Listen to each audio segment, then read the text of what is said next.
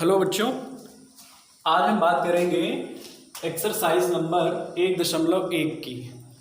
ठीक, ये एनसीईआरटी जो बुक है उसमें जो पहला चैप्टर है वास्तविक संख्या, उसकी एक्सरसाइज नंबर 1.1 है। इस 1.1 एक्सरसाइज में आज हम बात करेंगे क्वेश्चन नंबर 3 की। क्वेश्चन नंबर 3 की बात इसलिए है क्योंकि इसके पहले वाले जो दो क्वेश्चन हैं, क्वेश्चन नंबर 1 और क्वेश्चन नंबर 2, वो हम पिछले वाले वीडियो में हल करा चुके हैं। अगर किसी को इसका पहला वाला जो सोल्यूशन है, मतलब पहले क्वेश्चन का सोल्यूशन है, तो वो वीडियो नंबर 2 में देखें। क्वेश्चन 3 जो क्वेश्चन नंबर 2 है उसका जो सोल्यूशन है, उसका सोल्यूशन हमने वीडियो नंबर 3 में दिया है। जो वीडियो नंबर 3 है उसमें एक क्वेश्चन है आखिरी में, जिसमें कहा गया है कि किसी भी विषम धनात्मक पूर्णांक को 6q + 1, 6q + 3 या 6q + 5 के रूप का हो सकता है। तो वो वाला क्वेश्चन देखने के लिए वीडियो नंबर 3 देख सकते हैं। ठीक है, आज इस वीडियो में हम बात करेंगे क्वेश्चन नंबर 3 की कि किसी परेड में 616 सदस्यों वाली एक सेना की टुकड़ी 32 सदस्यों वाले एक आर्मी बैंड के पीछे मार्च करना है। ठीक, समूहों को समान संख्या में, दोनों समूहों को समान संख्या वाले स्तंभों में मार्च करना है। उन स्तंभों की अधिकतम संख्या क्या है जिसमें वे मार्च कर सकते हैं। ठीक, इस क्वेश्चन का मतलब क्या है? इस क्वेश्चन का जो सॉल्यूशन है, आंसर है, वो आंसर तो सीधे सीधे है कि 616 और 32 का मासा ले लो, जो मासा आएगा वही इसका आंसर होगा। ठीक है, लेकिन हम ये चाहते हैं कि इस तरह के जितने भी क्वेश्चन हों और अपने आप सॉल्व कर सको, इसलिए इसका जो कंसेप्ट है ये समझना जरूरी है। इसलिए हम इसके कंसेप्ट की बात करेंगे आज। थोड़ा समझेंगे कि ये स्तंभ क्या है, स्तंभ क्या होता है और इसका मतलब क्या है। ये क्या जानना चाह रहा है? ये कह रहा है कि दोनों समूहों को समान संख्या वाले स्तंभों में मार्च करना है। तो ये स्तंभ क्या है? ठीक है, स्तंभ का क्या मतलब है? तो इसमें हमने देखा कि 32 सदस्य हैं। आर्मी बैंड में कितने सदस्य हैं? आर्मी बैंड में 32 सदस्य हैं। और सेना जो है, सेना में कितने सदस्य हैं? सेना में 16 सदस्य हैं, 616 सदस्य।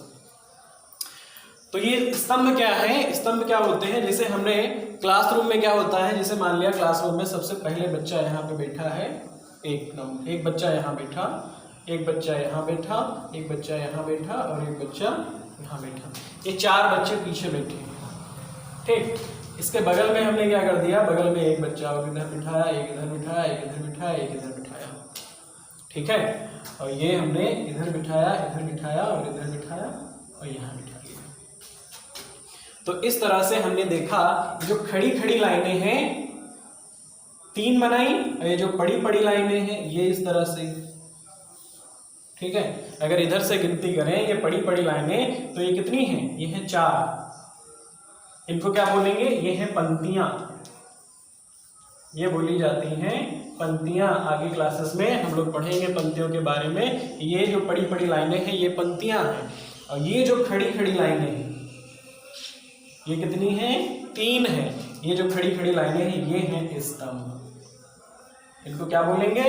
इनको बोलेंगे स्तंभ। ठीक है, तो हमने देखा अगर हमको इस सभी सदस्य निकालना है तो हमको गिनने की जरूरत नहीं है। ऐसे तो गिनना चाहे तो 1 2 3 4 5 6 7 8 9 10 11 12 इस तरह से भी निकाल सकते हैं। लेकिन अगर हम पंक्तियों की संख्या जान जाए, कितनी है? पंक्तियों की संख्या है 3, नहीं, पंक्तियों की संख्या है 4। 1 2 3 और 4। स्तंभों की संख्या है 3, 1 स्तंभ, 2 स्तंभ और ये तीसरा स्तंभ। तो सीधे हम मल्टीप्लाई करा के पता कर सकते हैं कि कितने सदस्य यहाँ पर रहे होंगे। ठीक है, अब ये क्लियर हो गया होगा स्तंभ क्या होते हैं और पंक्तियां क्या होती हैं। ठीक, अब इस स्तंभ की और पंक्तियों की जरूरत इसमें क्या है? इसमें ये कहा गया है कि 32 सदस्य वाले जो आर्मी बैंड है वो जितने स्तंभ बनाएगा उतने ही स्तंभ ये जो सदस्य हैं उसके रहेंगे। ठीक है, तो यहाँ पे 32 सदस्य हैं और यहाँ पे 16 सदस्य हैं, ये 616 सदस्य हैं। ठीक है, तो स्तंभों की संख्या हमको क्या रखनी है, स्तंभों की संख्या हमको यहाँ पे समान रखनी है। जितने स्तंभ इन सदस्यों के लिए बनेंगे जो आर्मी बैंड वाले, जैसे आर्मी बैंड के लिए हमने मान लिया 1 2 3 4, ठीक, इस तरह से हमने कितने बैंड वो स्तंभ मान लिए, n स्तंभ मान लिए। ठीक है, और जो पंक्तियां होंगी इस तरह से कितनी होंगी, जैसे मान लिया पहली पंक्ति में 1 है और दूसरी पंक्ति क्या है, 2 है। इस तरह से ये 32 सदस्य हमको पहले ही, मतलब इस सदस्यों के पहले हमको 32 सदस्य रखना है, और जितने स्तंभ बन जाएंगे उतने ही स्तंभ इन 16 सदस्यों के लिए भी बनेंगे। तो 32 सदस्य कम है, 616 जो है संख्या ज्यादा है। ठीक है, तो जितने पंक्तियां इनके लिए बनेगी 32 सदस्यों के लिए बनेगी, जैसे 32 सदस्यों के लिए हमने मान लिया कितनी पंक्तियां मान ली, 1 2 3, और इस तरह से हमने कितनी मान ली, कुछ भी मान सकते हैं, हमने मान लिया x पंक्तियां ली। हमने क्या कहा कि n स्तंभ मान लिए, स्तंभ कितने हो गए, n। ठीक, अब 32 सदस्यों के लिए कितनी पंक्तियां बनानी पड़ी, हमने मान लिया x पंक्तियां बनानी पड़ी। तो n गुणे x, जैसे हमने अभी पहले वाले अभी एग्जाम्पल लिया था उसमें हमने बताया था कि अगर 3 स्तंभ हैं और 4 पंक्तियां हैं तो टोटल जो सदस्य होंगे वो कितने के बराबर होंगे, वो पंक्तियों और स्तंभों के गुणनफल के बराबर होंगे। तो हमने क्या कर लिया, पंक्तियां कितनी हैं, x, स्तंभ कितने हैं, n, तो इनका गुणनफल 32 के बराबर नहीं होना चाहिए। यहां पर जब 3 और 4 का गुणा 12 आ गया था तो हमने देखा था 12 ही सदस्य थे। इसका मतलब ये है कि ये जो 32 सदस्य होंगे उनमें जो पंक्तियां होंगी और उनमें जो स्तंभ बनेंगे उनका जो गुणनफल होगा वो 32 के बराबर होना चाहिए। ठीक, अब इसके पीछे जो चलेंगे वो चलेंगे 616 सदस्य। ठीक है, अब 616 सदस्यों के लिए हम ये स्तंभ कितने रखेंगे, स्तंभों, क्योंकि ये सदस्य ज्यादा हैं, अब ये 32 नहीं रहे सदस्यों की संख्या यहाँ पे इनकी अपेक्षा देखा जाए तो ये ज्यादा है, तो ज्यादा सदस्यों के लिए और हमको कंडीशन बता दी गई है कि हम स्तंभों की संख्या बढ़ा नहीं सकते। स्तंभों की संख्या ये जो बड़ी खड़ी लाइनें हैं 1 2 3 4 ये उतनी ही लगेंगी जितनी की ऊपर हम ले चुके हैं। ऊपर कितनी ले चुके हैं, n, ऊपर हम ले चुके हैं n। तो हमको क्या करना पड़ेगा, सदस्य यहाँ से ज्यादा है, 32 से ज्यादा है सदस्य, यहाँ 616 सदस्य हैं, तो हमको यहाँ पे पंक्तियों की संख्या बढ़ा देनी होगी। यहाँ पे कितनी पंक्तियां होंगी, यहाँ पे x से ज्यादा पंक्तियां होंगी। यहाँ पे 32 सदस्यों को एडजस्ट करना था तो हमने x पंक्तियां ली, n और x का गुणा कितना आ गया 32। अब यहाँ पे हम स्तंभों की संख्या बढ़ा नहीं सकते, जब स्तंभों की संख्या बढ़ा नहीं सकते तो हमको क्या करना पड़ेगा, पंक्तियों की संख्या बढ़ानी, ताकि ये सभी 616 सदस्य इसमें आ सके। ठीक है, तो हमने क्या किया, पंक्तियों की संख्या मान ली y। ठीक, यहाँ पे हमने पंक्तियों की संख्या y मान ली। अब हम ये जानते हैं पंक्तियों की संख्या, ये पंक्तियों की संख्या, ये पंक्तियों की संख्या और ये स्तंभों की संख्या का गुणनफल जो होगा वो कितने के बराबर होगा, जितने सदस्य हैं। इसके अंतर्गत कितने सदस्य हैं, 616। तो ये 616 जो होगा वो ny के बराबर होगा, जैसे कि 32 nx के बराबर है। ठीक, अब हमारा क्वेश्चन क्या था, हमारा क्वेश्चन था कि समान संख्या वाले स्तंभों में मार्च करना है और उन स्तंभों की अधिकतम संख्या क्या है।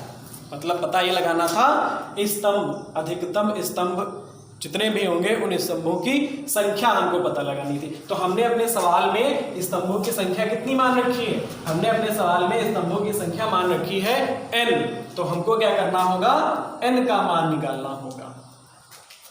अगर हम इन दोनों की मदद से n का मान निकाल सकें तो हमारा यही आंसर होगा और हम लिख देंगे जो भी आएगा n का मान वही हमारा आंसर होगा। लिख देंगे अधिकतम स्तंभों की संख्या इतनी होगी।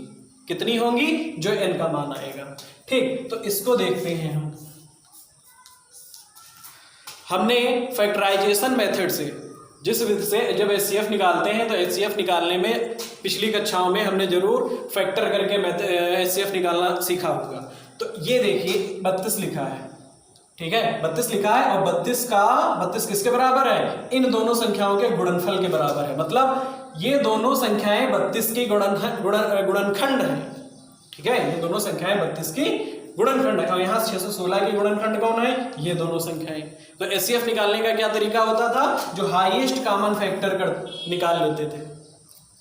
जो हाईएस्ट कॉमन फैक्टर आता था वही उन दोनों संख्याओं का HCF होता था। तो यहाँ पे हाईएस्ट कॉमन फैक्टर कौन है? यहाँ पे हाईएस्ट कॉमन फैक्टर है n। तो इसका सोल्यूशन क्या होगा? n। लेकिन ये आएगा कैसे? ये हमने समझा दिया इस तरीके से, केवल ये समझाने के लिए था ताकि ये पता चले ये स्तंभ क्या है और ये पंक्तियां क्या है। लेकिन निकालेंगे नहीं, ये हम जान गए। यहाँ से ये बताने का हमारा ये उद्देश्य था कि हम ये समझा सकें कि इसमें निकालना क्या है। तो इसमें हम जान गए कि इन 32 का और जो 16 का जो हाईएस्ट कॉमन फैक्टर होगा, हाईएस्ट कॉमन फैक्टर का मतलब होता है मासा। इन दोनों का मासा ही स्तंभों की संख्या होगी। मतलब इन दोनों का मासा ही इस सवाल का आंसर होगा। ठीक है, ये हमने पहले ही बता दिया था कि इन दोनों का मासा, लेकिन हमको समझना था कि ये सब किस तरह से होता है, ये स्तंभ क्या है, ये पंक्तियां क्या है, ये हमने बता दिया। अब हम क्या कर देंगे? मासा निकालेंगे, लेकिन इस विधि से नहीं निकाल सकते। हम निकालेंगे यूक्लिड विभाजन प्रमेय का, यूक्लिड विभाजन एल्गोरिथम की मदद से मासा निकालेंगे। वीडियो नंबर 2 में हमने बताया भी है, प्रश्न 1 हल कराया है, उसमें बताया गया है कि यूक्लिड विभाजन एल्गोरिथम की मदद से मासा कैसे निकाला जाएगा। अब हम एक बात समझ गए हैं कि अधिकतम संख्या, स्तंभों की अधिकतम संख्या तभी ज्ञात हो पाएगी जब हम 616 का और 32 का मासा निकालेंगे। तो हम क्या लिखेंगे? अधिकतम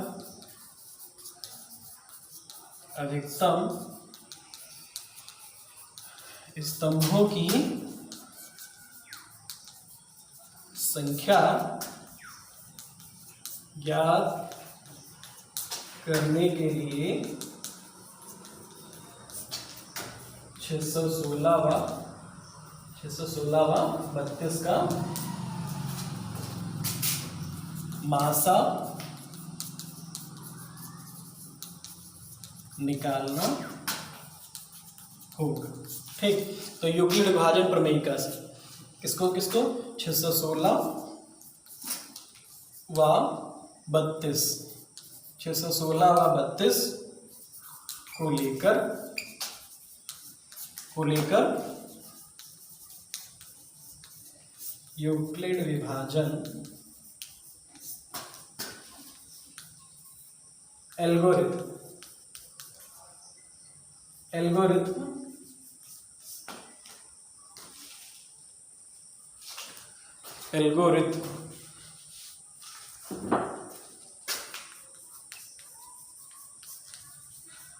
का प्रयोग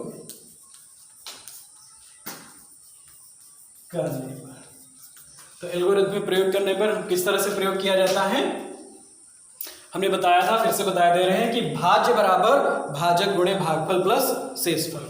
तो यहाँ पे भाज्य कौन सा नंबर बनेगा? जो इन दोनों में बड़ा होगा। इन दोनों में बड़ा नंबर कौन है? 616। तो 616 हो गया भाज्य, और भाजक कौन होगा? भाजक होगा 32। हम जानते क्या है? भाज्य बराबर a plus b q plus r हमने पढ़ रखा है, जहां पे आर का मान क्या होता है? आर का मान बी से छोटा होता है और 0 से बड़ा या बराबर होता है, ये हमने पढ़ रखा है। तो यहाँ पे a कितना है? a की जगह 616, b कितना है? b की जगह 32, मतलब b क्या है? भाजक। और भागफल कितना आएगा? इसके लिए हम लोग क्या करेंगे?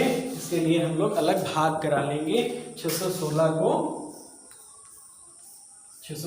32 से भाग करा दें अलग लिख करके, और यहाँ पे लिख देंगे भागफल जितना भी आएगा।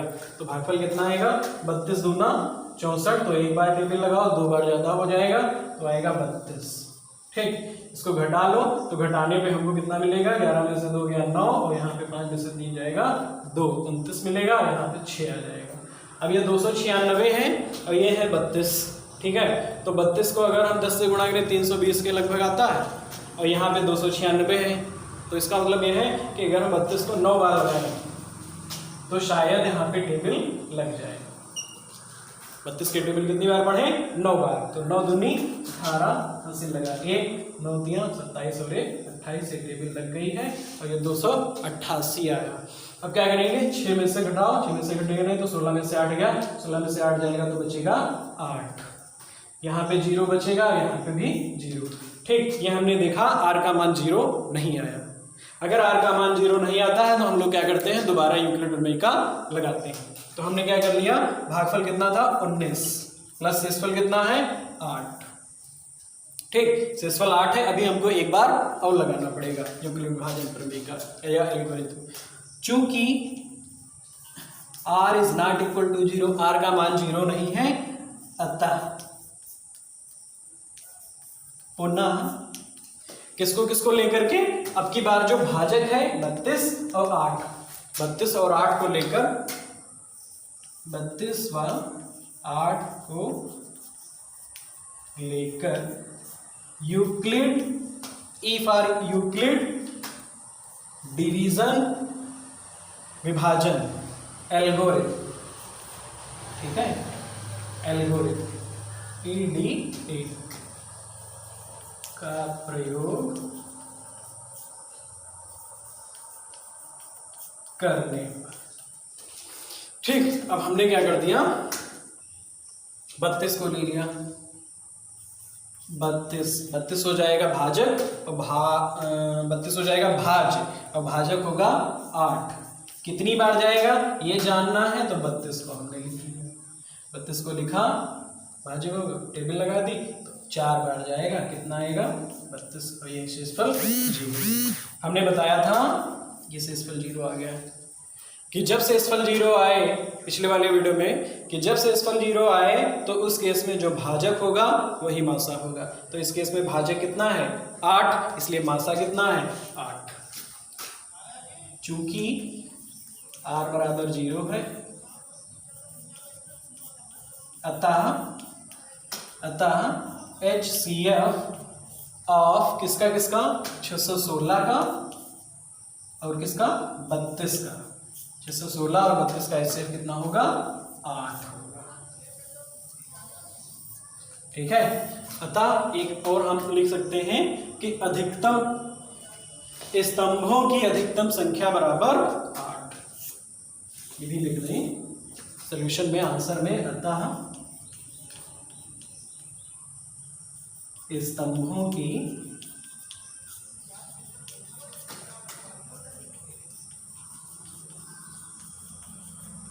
अधिकतम संख्या कितनी होगी, संख्या 8 होगी। अगर ये सवाल समझ गए हैं, इसका कंसेप्ट समझ गए हैं, तो आपकी एक्सरसाइज में एनसीईआरटी के बुक में एग्जाम्पल में एक सवाल है काजू और बर्फी वाला, ठीक है। हो सकता है एग्जाम्पल नंबर 2 या 3 में हो। तो काजू और बर्फी वाला जो क्वेश्चन हो बिल्कुल इसी पैटर्न पे आधारित है और जो कंसेप्ट इसमें लगा है वही उसमें लगेगा। इसमें HCF निकाला गया, उसमें भी HCF निकाला जाएगा। तो ये क्वेश्चन पहले लगाएंगे और इसकी मदद से फिर वो वाला क्वेश्चन होमवर्क में लगाएंगे, ठीक। अब इसके बाद हम क्वेश्चन नंबर 4 करेंगे, इसको नोट कर लीजिए। इसके बाद बारी है क्वेश्चन नंबर 4 की, ठीक। इसमें क्या कहा गया है कि यूक्लिड विभाजन प्रमेयिका का प्रयोग करके दर्शाइए कि किसी धनात्मक पूर्णांक का वर्ग, किसी धनात्मक पूर्णांक का वर्ग किसी पूर्णांक m के लिए 3m या 3m प्लस 1 के रूप का होता है। तो इस क्वेश्चन का मतलब क्या है, इसको फिर से पढ़ लें। इसको क्या कहा गया है कि किसी धनात्मक पूर्णांक का वर्ग, किसी धनात्मक, जैसे हमने लिखा कोई धनात्मक पूर्णांक 2, ये धनात्मक पूर्णांक है, ठीक। फिर क्या कहा गया है कि धनात्मक पूर्णांक का वर्ग, इसका हमने क्या करा लिया, वर्ग करा लिया। वर्ग कराने पर कितना आया 4 आया, ठीक, फिर क्या कहा, किसी धनात्मक पूर्णांक का वर्ग किसी पूर्णांक m के लिए 3m या 3m+1 के रूप का होता है। मतलब या तो इस रूप का हो जाए ये 4 और या इस रूप का हो जाए, दोनों में से किसी न किसी एक रूप का होगा।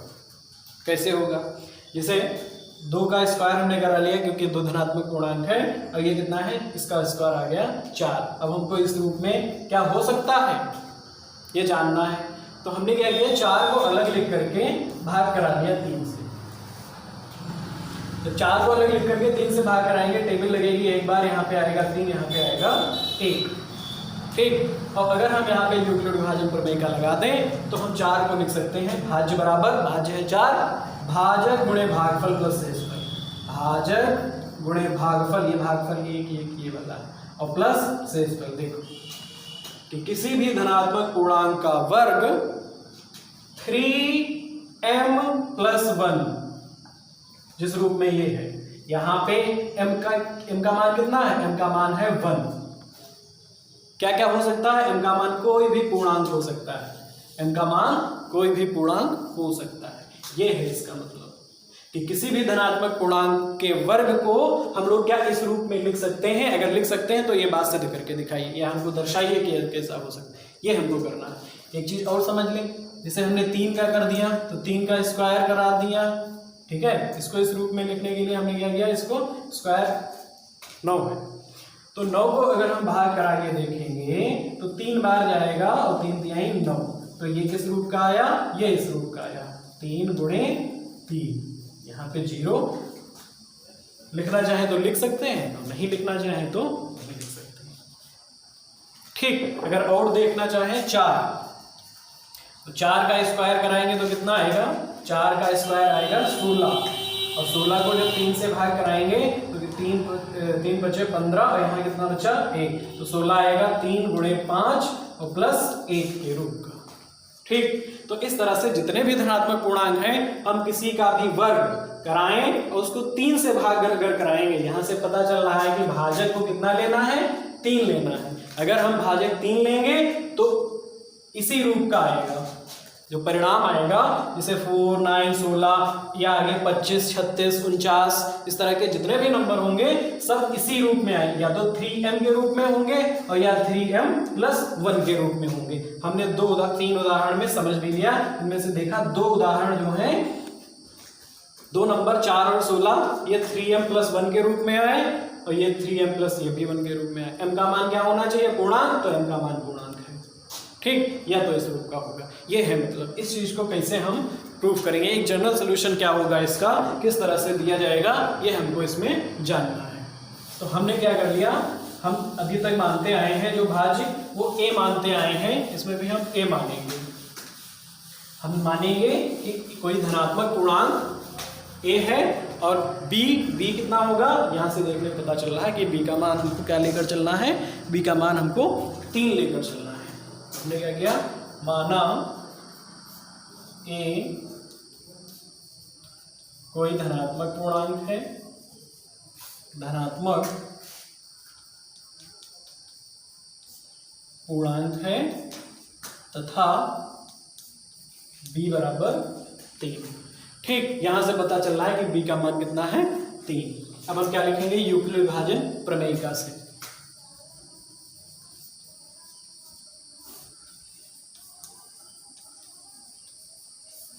यूक्लिड विभाजन प्रमेयिका से हमने क्या सीखा है,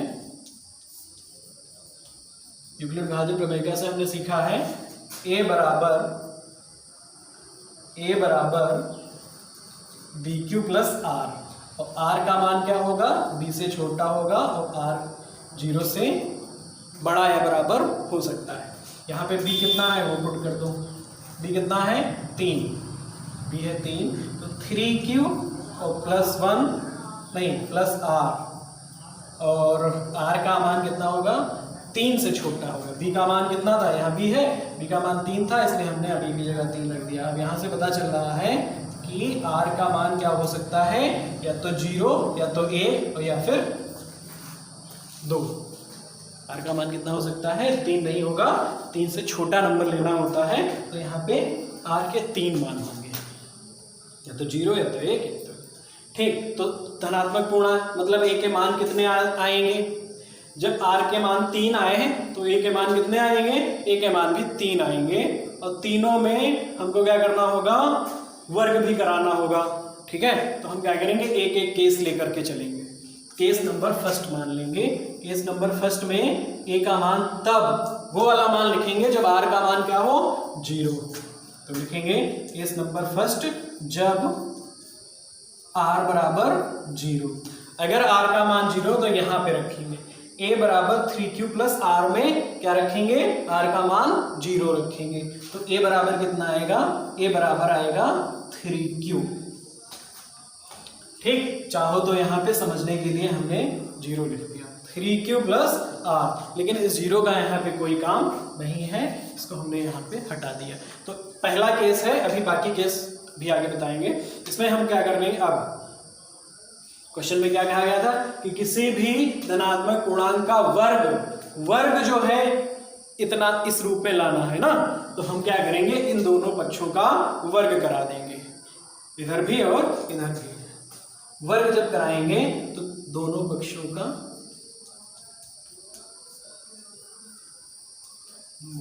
में वर्ग करने पर लिख देंगे, एक बार लिखेंगे, बार बार नहीं लिखेंगे। वर्ग करने पर जब वर्ग हो जाएगा तो इधर कितना आएगा? a स्क्वायर और इधर कितना आएगा? 3 का वर्ग 9 और q का वर्ग q स्क्वायर। ठीक, क्या अभी ये वर्ग मतलब a का वर्ग कितना आया?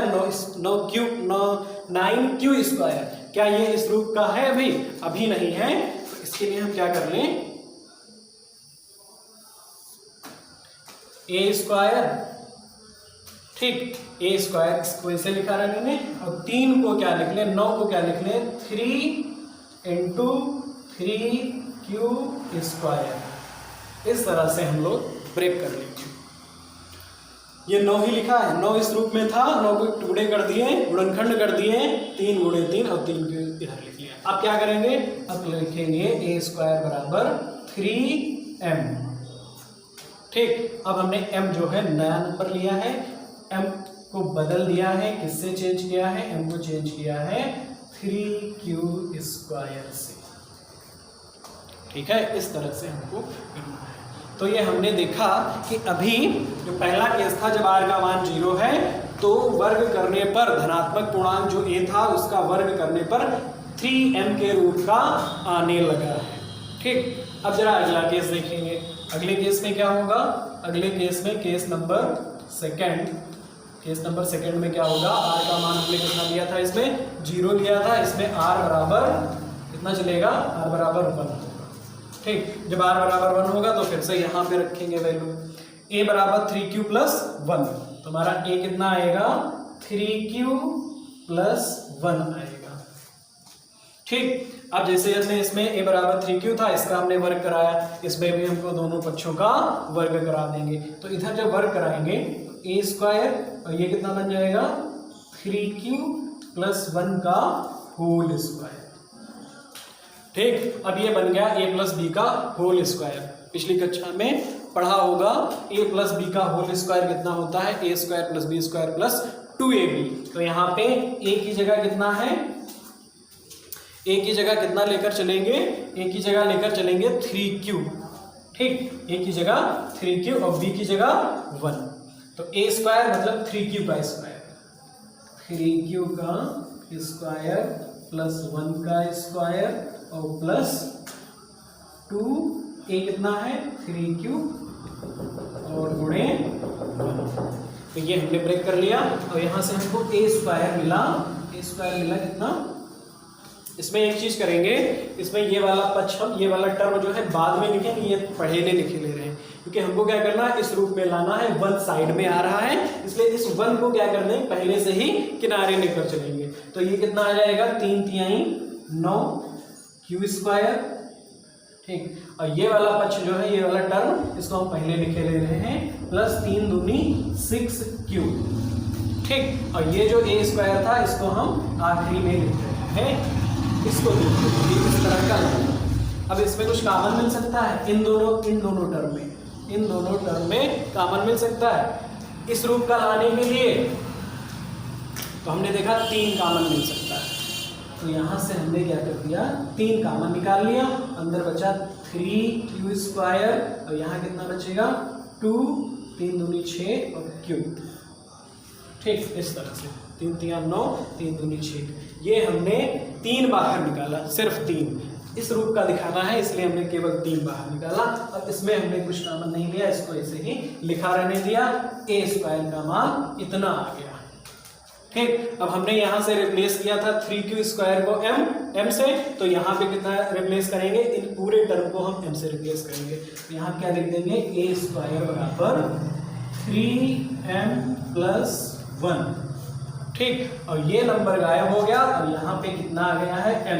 ये बात हम यहाँ लिखेंगे भी कि m बराबर कितना है, m बराबर है 3q² + 2q। जहाँ m का मान, m की जगह कितना, m को कितने से रिप्लेस किया है, 3q² + 2q से। तो इस तरह से दूसरा केस भी हमारा इस रूप का आने लगा।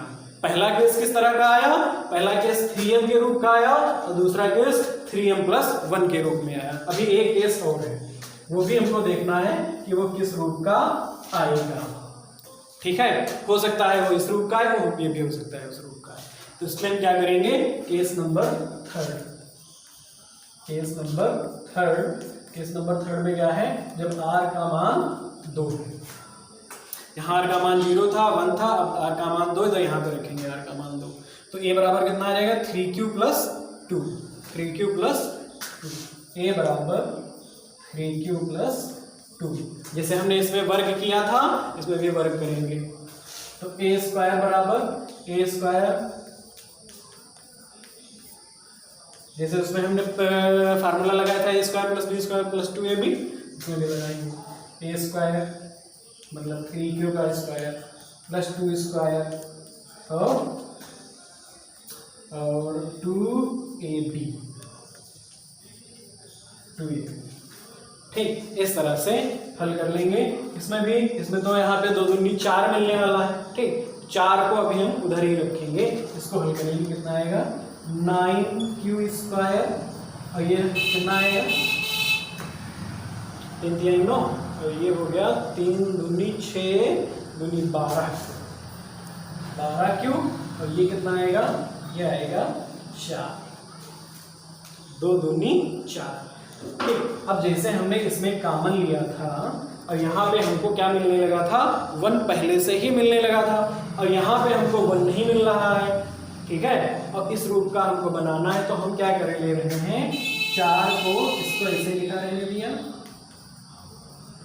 और 4 की जगह कितना लिख लिया, 4 की जगह लिख लिया 3 + 1।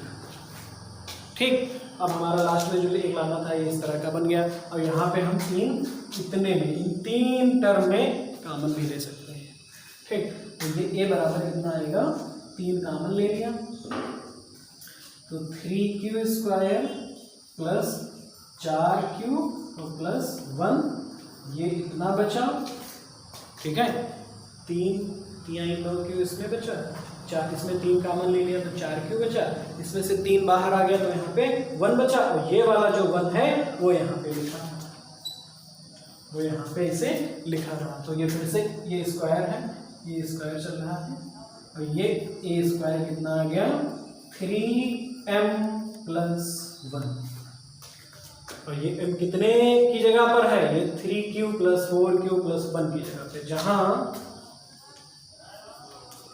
m बराबर कितना लिख देंगे 3q² + 4q + 1। ठीक, इस तरह से हमने देखा 3 केस बनने थे, तीनों केस में हमने देखा या तो धनात्मक पूर्णांक का वर्ग 3m आ रहा है, या 3m+1 आ रहा है, और या इसमें भी 3m+1 आएगा।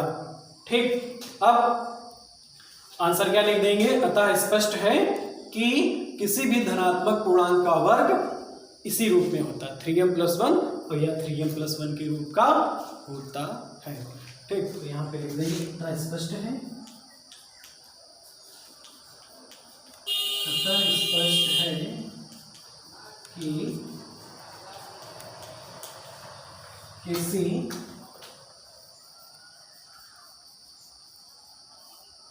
धनात्मक पूर्णांक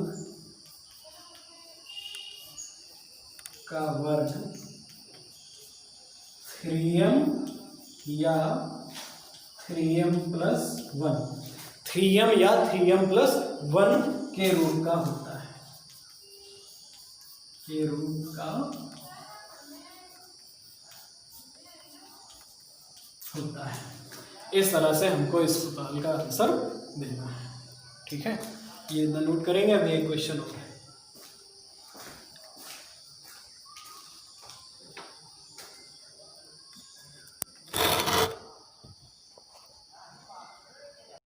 अब ये क्वेश्चन नंबर है 5। ठीक है, क्वेश्चन नंबर 5 भी क्वेश्चन नंबर 4 ही की तरह है, थोड़ा सा अंतर है। उसमें क्या कहा गया था? उसमें कहा गया था वर्ग, और जबकि इसमें घन की बात करी गई है। यूक्लिड विभाजन प्रमेयिका का प्रयोग करके दर्शाइए कि किसी धनात्मक पूर्णांक का घन 9m + 1 या 9m + 8 के रूप का होता है। उसमें किसकी बात करी गई थी? उसमें बात की गई थी वर्ग की।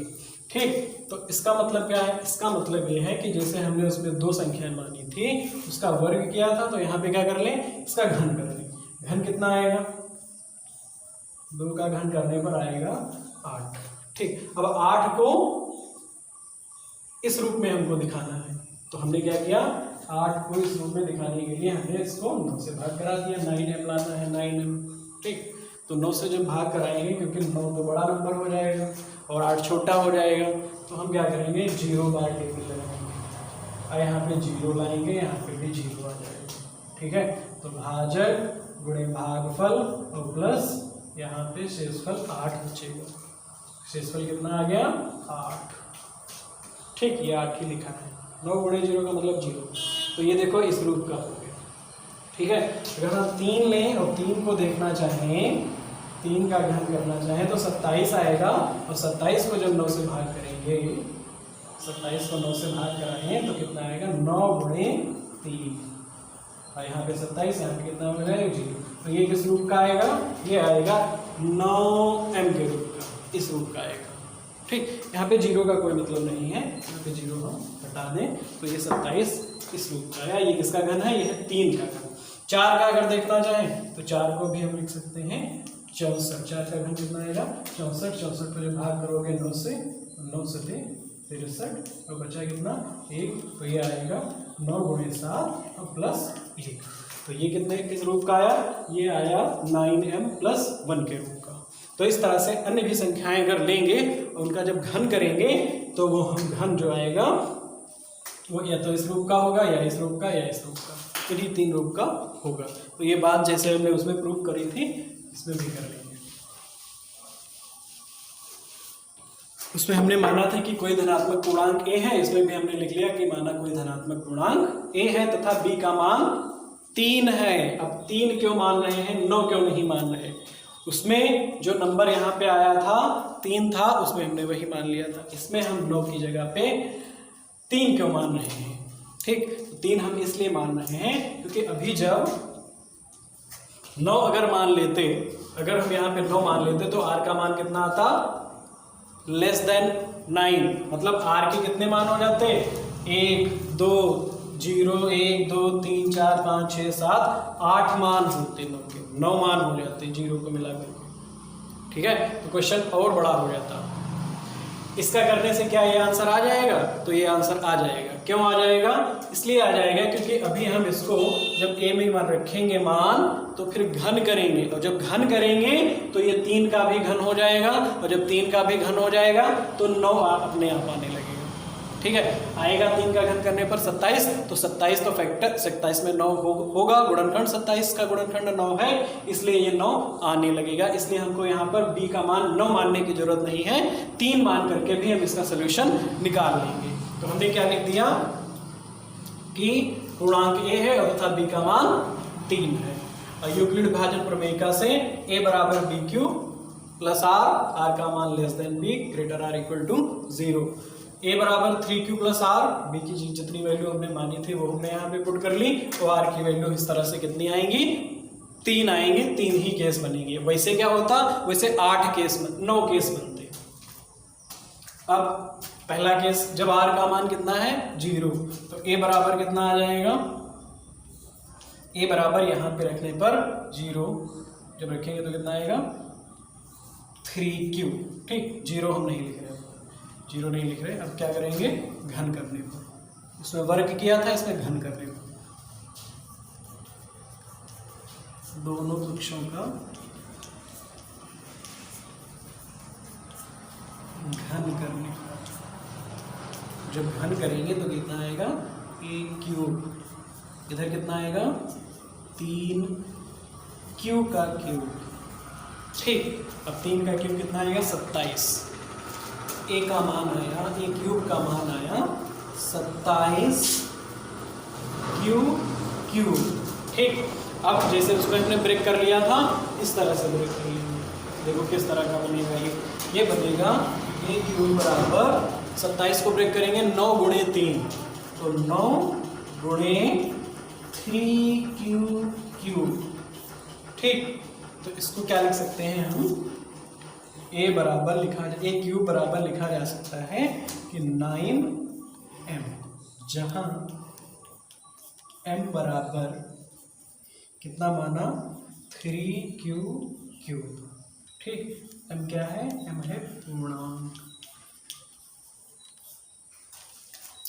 तो पहले वाले केस से a क्यूब का मान तो कितना मिला हमको 9m मिला है। ठीक है, अब हम क्या करेंगे, केस नंबर 2 ले लेंगे। केस नंबर सेकंड में क्या करना है हमको, r का मान कितना लेकर के चलना है, r का मान लेकर चलना है 1, r बराबर 1। जब r का मान कितना है 1, तो यहाँ पे रखे हुए 3q प्लस 1, तो a बराबर 3q प्लस 1, घन कर देने पर 3q प्लस 1 का होल क्यूब। हमने पढ़ा होगा a प्लस बी का होल क्यूब बराबर A cube plus B cube plus 3ab और ब्रैकेट में a प्लस बी, उससे हम इसको ओपन करेंगे। तो a क्यूब कितना बना 3q, 3q का होल क्यूब प्लस 1 का whole cube plus 3ab plus 3ab और ब्रैकेट के अंदर a प्लस b, तो a हमारा है 3q और प्लस 1। ठीक, इस तरह से इसको जब हल करेंगे तो कितना आएगा 3 3 9 27 क्यूब। ठीक, इस 1 को क्या करेंगे हम इधर ही लिख लेंगे क्योंकि हमको इस तरह का बनाना भी है। ठीक है, तो इसको हम पहले लिख रहे हैं 3 3 9 और 3 27 और क्यू स्क्वायर, ये हो जाएगा 27, 3 3 9 या 27 क्यू स्क्वायर, और फिर इसका गुणा, इन दोनों का गुणा एक में जब कराएंगे तो कितना आएगा 3 3 9 क्यू का गुणा 1 में, तो बना रहेगा 9 क्यू। ठीक, 3 3 9 3 27 क्यू स्क्वायर और 3 3 9 और ये क्यूब, इसका गुणा कराया यहाँ पे, और ये जो ए क्यूब था ये हमने क्या कर लिया इधर लिख लिया। ठीक है, अब हमने देखा ये ए क्यूब है, अब हमने देखा 1 2 3 इन तीनों टर्म में कितना कॉमन मिल रहा है, इन तीनों टर्म में हमको 9 कॉमन मिल रहा है। तो ए क्यूब कितना आ जाएगा 9 हमने बाहर निकाल लिया, तो यहाँ कितना बचा 3q क्यूब, यहाँ कितना बचेगा 3q स्क्वायर, और यहाँ कितना बचेगा, यहाँ बचेगा क्यूब, और इसमें हमने कॉमन नहीं लिया, इसको हमने इसे ही लिखा रहने दिया। फिर से ये बन गया है a क्यूब बराबर 9m प्लस 1। ठीक, ये इस रूप में आने लगा, हमने बताया था या तो इस रूप में आएगा या इस रूप में या इस रूप में आएगा, तो ये इस रूप में आने लगा। और m की जगह कितना मान है, जहां m पूर्णांक है और m की जगह मान कितना है, m की जगह कितना है, ये वैल्यू है। 3q cube plus 3q square और प्लस q। ठीक, तो ये दूसरे केस में भी 9m + 1 आने लगा। अब हम क्या करेंगे, case number third. Case number third में अब क्या होगा, जब r का मान कितना है, r का मान है 2, यहाँ पे r का मान 0 लिया, यहाँ r का मान 1 लिया, यहाँ r का मान 2, तो r का मान 2 यहाँ पे वैल्यू रखेंगे। a का मान मिलेगा 3q + 2। a का मान कितना मिलेगा, a बराबर 3q + 2। जैसे इसमें घन किया था इसमें भी घन कराएंगे, तो a³ बराबर 3q + 2 का होल क्यूब। ठीक, इसमें भी हम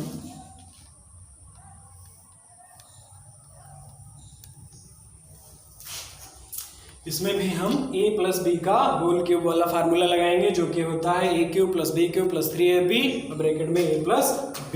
तो a³ कितना मिला, a³ हमको मिला यहाँ से a³ 3q का होल क्यूब,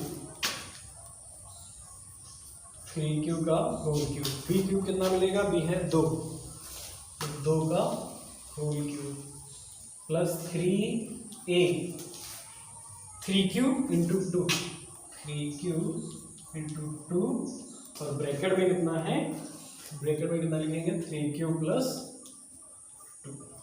ठीक, तो ये हमारा बन गया a³ + b³ + 3ab और ब्रैकेट में a + b। इसको हल कर लेंगे। और उसमें भी ध्यान रखेंगे, एक स्टेप बचा लेंगे, हम क्या करेंगे, यहाँ से जो दो मिलने वाला 8 है उसको हम बाद में लिखेंगे, इन दोनों का जो हल होगा वो हम पहले लिखेंगे। तो a³ क्या हो जाएगा, a³ बराबर 3 × 3 = 9 × 3 = 27 क्यूब।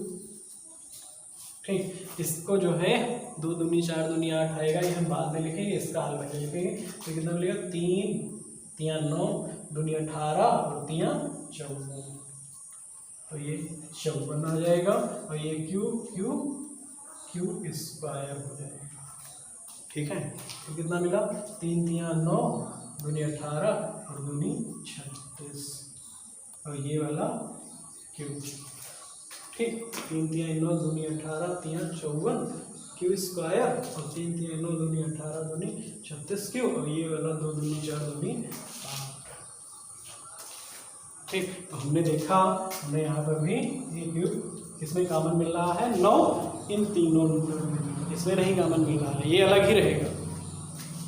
तो 9 कॉमन ले लिया, तो 9 × 3 क्यूब 9 × 45, 9 × 6 = 54 और 9 × 3 = 27, 9 × 4 = 36 क्यूब।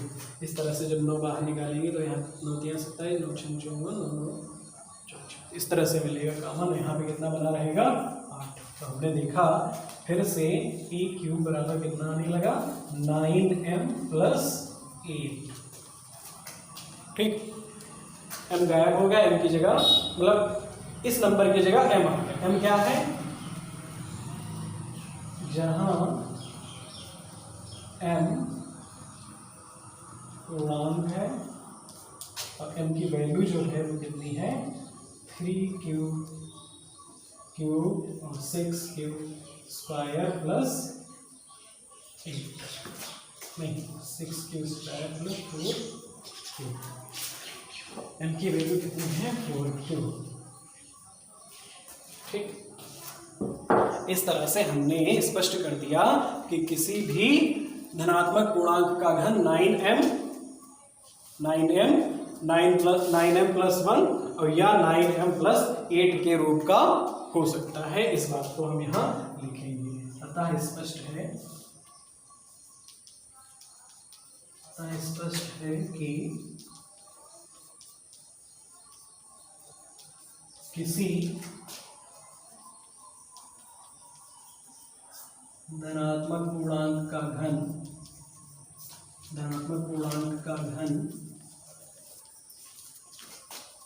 9m या 9m + 1 और या 9m + 8, 9m + 1 और या 9m + 8 के रूप का होता है। इस तरह से 2 क्वेश्चन हो गए हमारी एक्सरसाइज 1